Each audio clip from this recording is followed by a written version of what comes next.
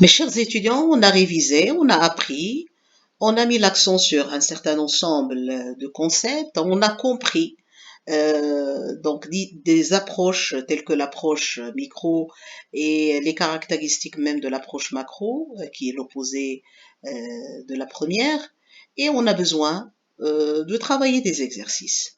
Donc là, on est devant un ensemble de questions, d'abord des questions qui s'inspirent du cours concernant les TD numéro 1 et même les TD numéro 2. Donc, on va répondre à une série de questions, donc un essai, des entraînements, pour voir qu'est-ce qu'on a saisi, qu'est-ce qu'on a maîtrisé. Alors, si je commence par la première question, quels sont les facteurs qui ont permis à l'économie de devenir une science? Ceci est relatif au chapitre 1, certainement les généralités sur la science économique. Lorsqu'on a parlé de cette science qui s'inspire ou qui fait appel à l'expérience, à l'analyse, etc. On a parlé aussi d'un ensemble de concepts, les concepts de base tels que la rareté et le besoin, qui donne lieu à la valeur si les deux s'associent.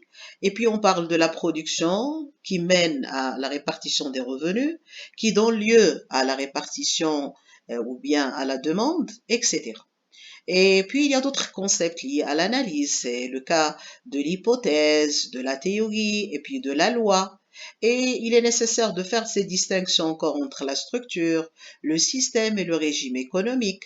Si on a besoin d'atteindre telle finalité économique telle que l'expansion ou encore la croissance ou le développement, on a besoin de se servir d'un ensemble de stratégies. On parle d'abord d'un plan économique et puis on a besoin de mettre en place une politique économique qui est budgétaire, qui est monétaire ou encore du commerce extérieur. Et puis, chaque politique, c'est un ensemble de mesures économiques. Voilà. Alors, on essaye de répondre à ces petites questions. Ce sont des questions de cours. Mais parfois, même s'il s'agit des questions de cours, il faut savoir répondre. Savoir sélectionner l'information utile et qui répond le plus à la question, sans excès et sans défaut. Alors, la première, quels sont les facteurs qui ont permis à l'économie de devenir une science? Je dirais des facteurs simples, hein, qui ont rendu cette discipline scientifique. Tout simplement, c'est le facteur expérience, c'est le facteur analyse aussi. Et on a besoin, bien sûr, de partir de l'observation du réel pour mettre en place des hypothèses et par la suite même des lois économiques. 2.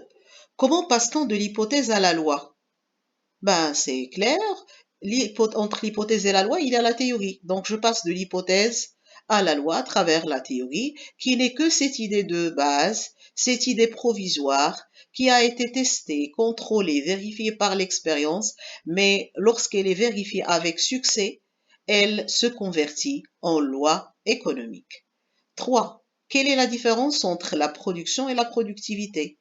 L'épargne et la thésaurisation, le régime économique et le système économique. Donc là, donc des questions vraiment simples, mais je dois savoir répondre, je dois cibler la réponse. La production, on a déjà vu la définition de la production au niveau du cours, dans le cadre du chapitre 1. La production, c'est l'acte de transformation des objets pour les rendre aptes à satisfaire un besoin donné.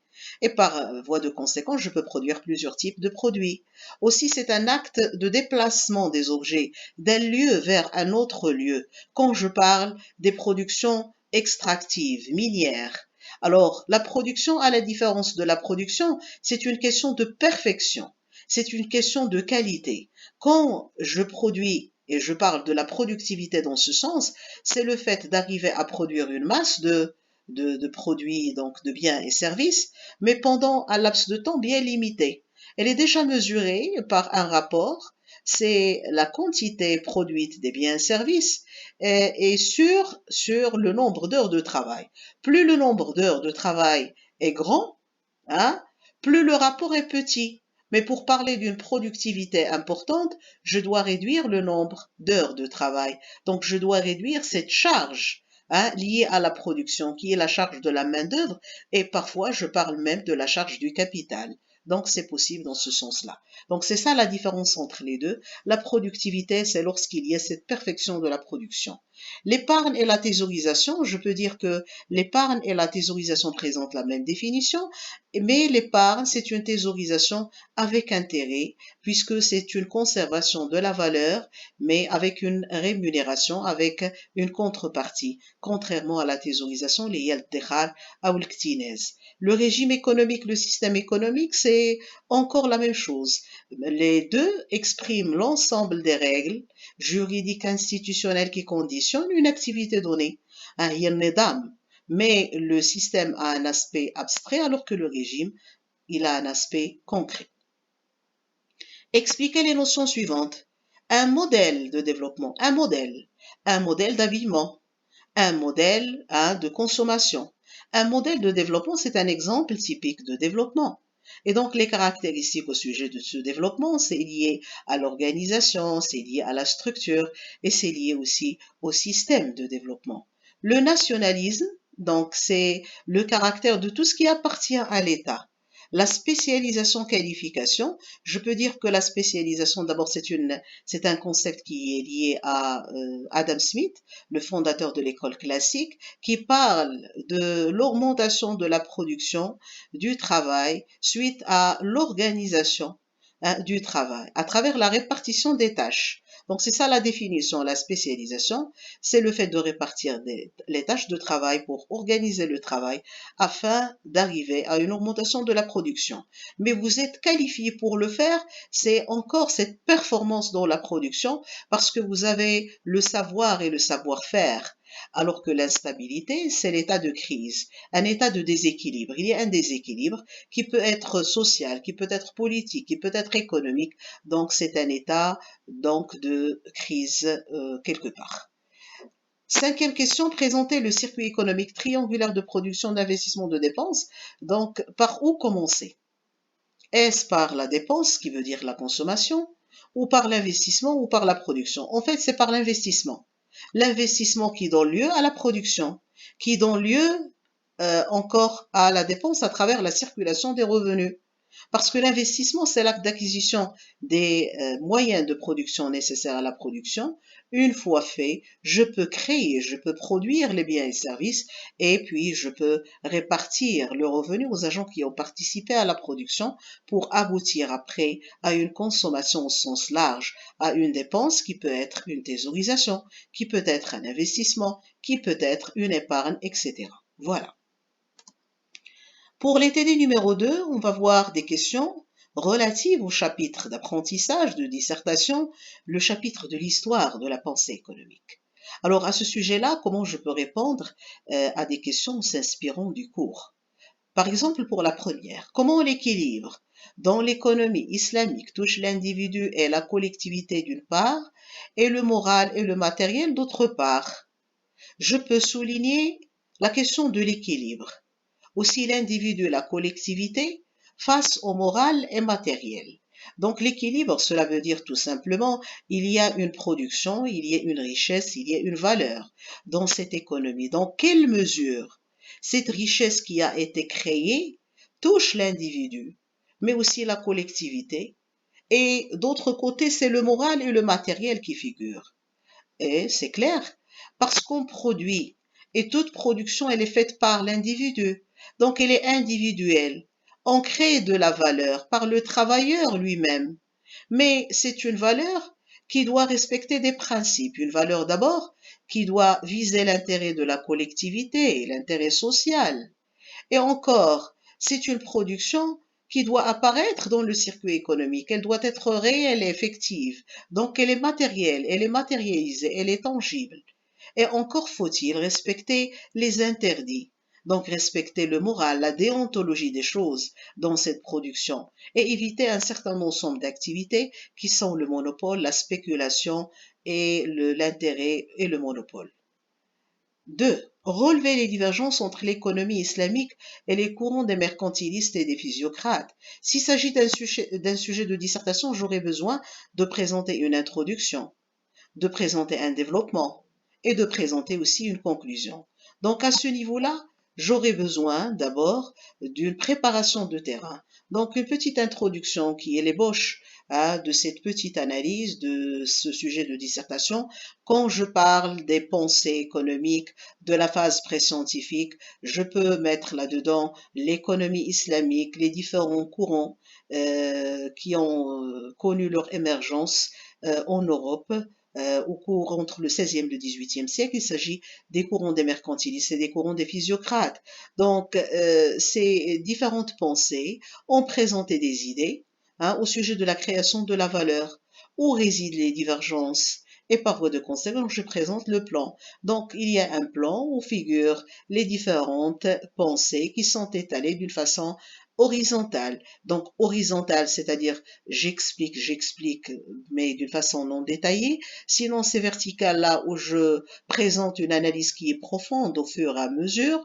Et donc, je peux commencer par la pensée islamique. Donc, dans la pensée islamique, la création de la valeur s'assoit sur le travail, un travail qui nécessite l'intervention de l'État.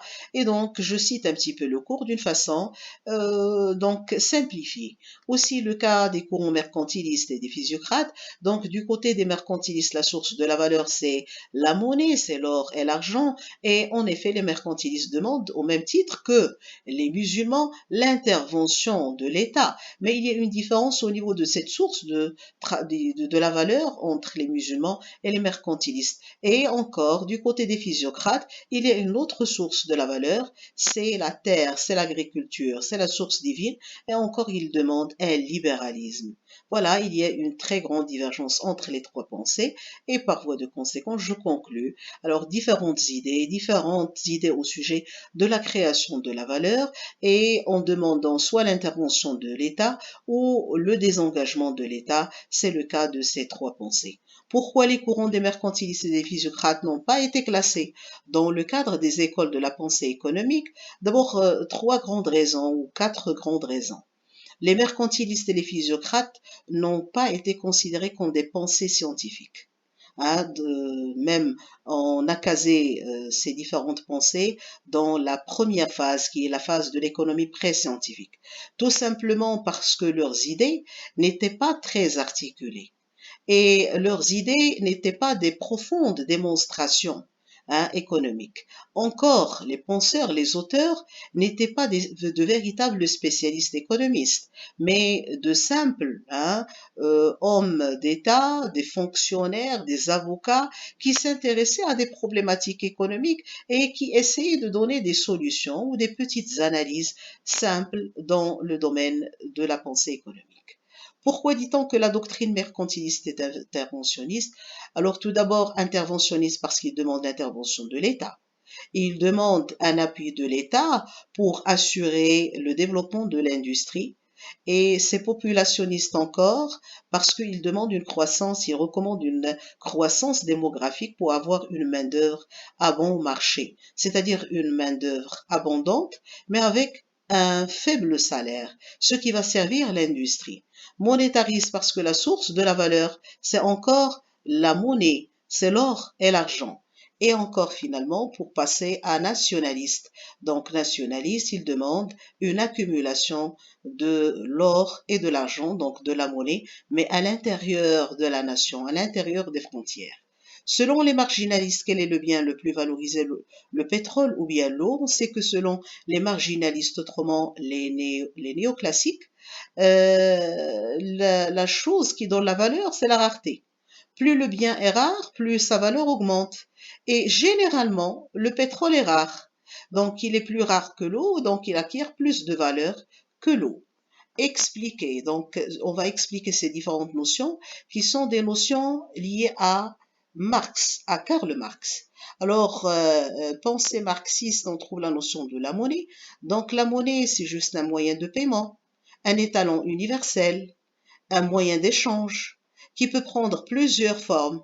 Donc, je peux trouver la monnaie, ce qu'on appelle la monnaie marchandise, qui a été utilisée en matière de troc. On échange une marchandise contre une autre marchandise et on passe à la monnaie divisionnaire. La monnaie divisionnaire, c'est la monnaie pièce et sinon, c'est la monnaie fiduciaire sous forme de billets de banque et le stade final, c'est la monnaie scripturale sous forme d'écriture bancaire. Ici, on parle de chèque, on parle de compte, compte sur carnet, compte chèque, compte courant, etc. Alors, ouvrier. L'ouvrier, c'est le travailleur qui vend sa force productive, sa force de travail contre un salaire. La plus-value. La plus-value, à la différence du profit, c'est cette rémunération destinée aux capitalistes, aux entrepreneurs, mais sans aucune contrepartie. Elle est détenue gratuitement par le capitaliste. Et c'est ce qui va exprimer l'injustice du système capitaliste.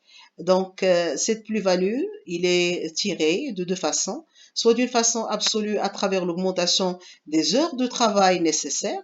Par exemple, pour un SMIC, on détermine le SMIC, mais contre une masse donc de travail, une masse horaire de 8 heures par exemple, si on augmente cet horaire, au lieu de travailler 8 heures, on vous demande de travailler 14 heures par exemple, comme étant le travail, le nombre de travail normal.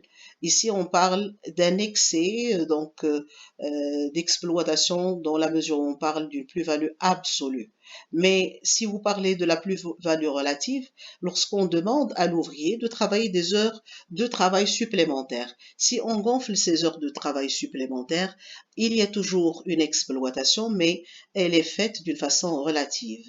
La force productive, c'est l'ensemble des moyens dont dispose l'entreprise pour produire. C'est le capital, c'est le travail, les moyens les matières premières, les immobilisations, etc. L'impérialisme, c'est l'état suprême du capitalisme qui consiste à dominer le monde. Quelle est la différence entre le profit et la plus-value? En fait, on a déjà répondu à cette question dans le cadre, c'est la sixième question en fait. Votre plus-value, c'est la rémunération toujours destinée aux capitalistes et c'est comme le profit, mais c'est un excédent du profit. Seulement, le profit, il est normal, alors que la plus-value, elle est anormale. Et on termine par ça, donc des petites questions de cours à titre d'essai, et on travaillera d'autres exercices, Inch'Allah. Je vous en remercie.